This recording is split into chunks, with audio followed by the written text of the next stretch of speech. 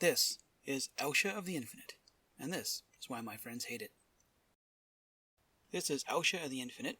It's a red, white, blue, and 2 Djinn monk that came out in Commander 2019. The reason I'm playing this card as a commander is entirely because of this card. That's Shark Typhoon. I saw this card in Ikoria, and while I've never actually got to watch Sharknado, I saw this card and immediately thought, this looks dumb enough that I have to work around it. And yeah, there's a few Shark Typhoon decks on EDH Rec, but I go there for like bits of suggestions, not for deck lists. So Shark Typhoon is an enchantment. Whenever you cast a non-creature spell, get an XX blue creature token with flying where X is its converted mana cost. Or you can cycle it and get like a big one. So the issue with a card like this is that normally you're kind of limited to drawing enough cards to keep getting the things you need. Elsha solves this problem by letting you play these cards off the top of your deck. And from there, this dumb idea was born. So I decided that if I'm going to make tokens in what is kind of not really a token flavor color trio, I might as well go the whole way.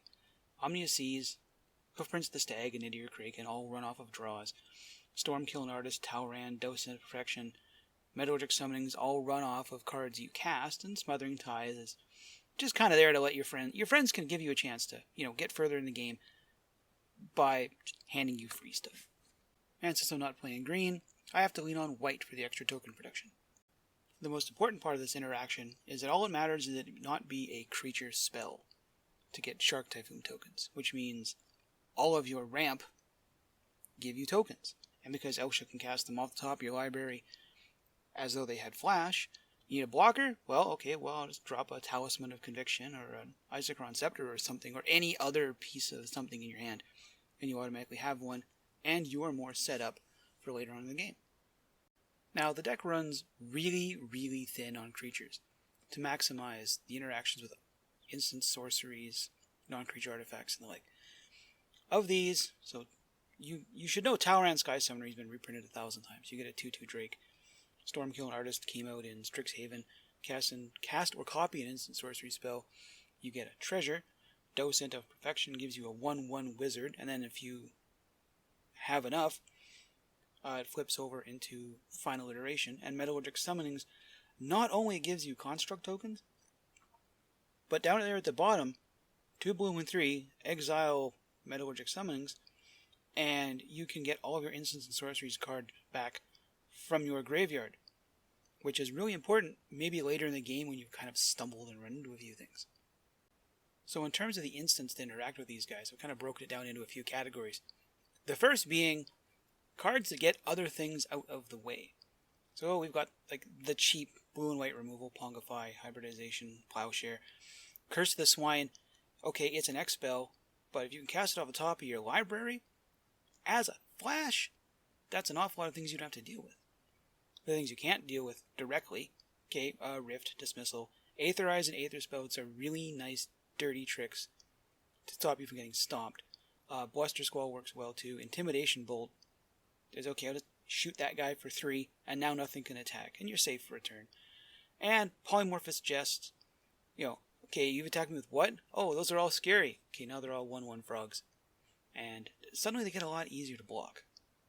The rest break down into card draw, a couple of cards to get us kind of the other things we need, and then things that add resiliency to what we've already got in play. So that you can see Ancestral Vision, Brainstorm, they're all just cards that get you more cards, right? At the same time, they'll be getting you tokens or treasures or wizards or what have you.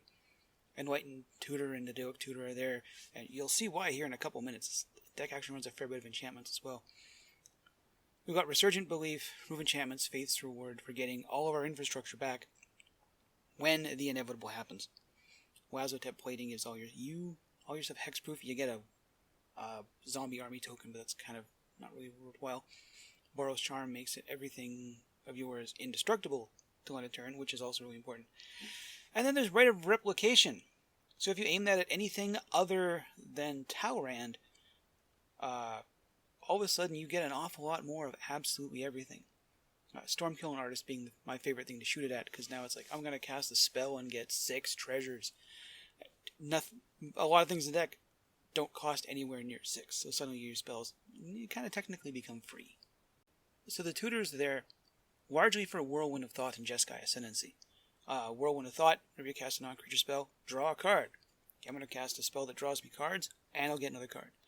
Jeskai Ascendancy not only does roughly the same thing, you have discard a card when you draw one, but, your creatures get +1/+1 to end a turn, and they untap.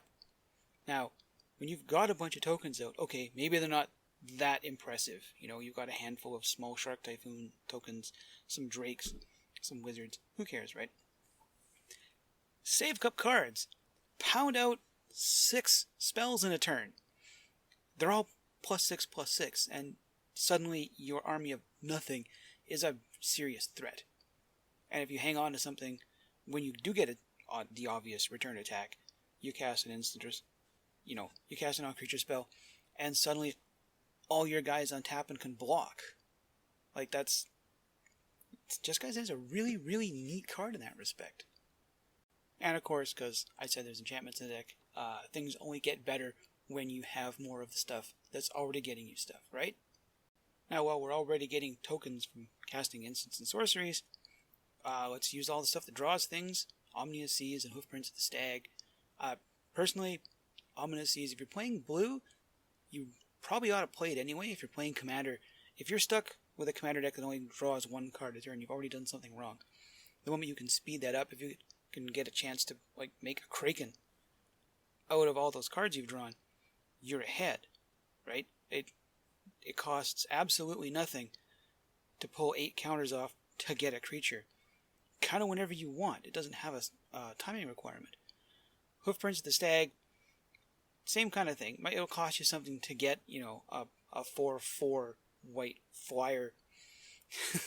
Okay, maybe you can draw 5 cards in a turn. Bang, you've already got one, right?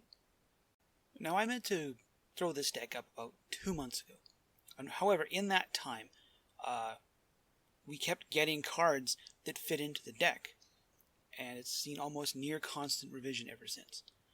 So, since then, Kaldheim came out. Vega the Watcher lets you draw cards, provided you play them from somewhere other than your hand. Oh, by the way, Elsha lets you cast them off the top of your deck. Stormkiln Artist is actually a relatively recent addition to this one. Moonblessed Cleric came out in the Forgotten Realms set here, just now, and it's an enchantment tutor. Why would I not play this? Granted, Rite of Replicationing it kind of really only, still gets you the 1 card. But it costs 3. So on turn 4, I ought to be able to get out a Jeskai Ascendancy or a Whirlwind of Thought. Or whatever else I haven't managed to draw in the interim. So in terms of cards that interact with this deck, we've got 13 enchantments, 13 non-creature artifacts, a whopping 32 instants and sorceries, for a grand total for a whopping 58 cards in essentially a 99 card deck that interact with my commander. I'm not sure I've got anything else that comes close to that. So while I do have an awful lot of infrastructure to make sure that this deck fires, unlike some of my others, it doesn't completely shut off when the commander's not out. It just doesn't function as well. Like, the guys that make tokens will still make tokens. The cards that draw you cards will still get you cards. What Elsha does is essentially just add a lot more cards to your hand by letting you play off the top of your deck. And that's... add a lot of fun with it. My friends hate this deck because it faffs about, generates a giant pile of tokens, and is generally reactive enough to deal with whatever they throw at me, provided I don't get greedy and screw myself over. So this has been Elsha the Infinite. If you have any suggestions or comments, that you like the deck, you don't like the deck, the comments section is down below. Feel free to let me know. And I'll see you soon with another deck my friends hate.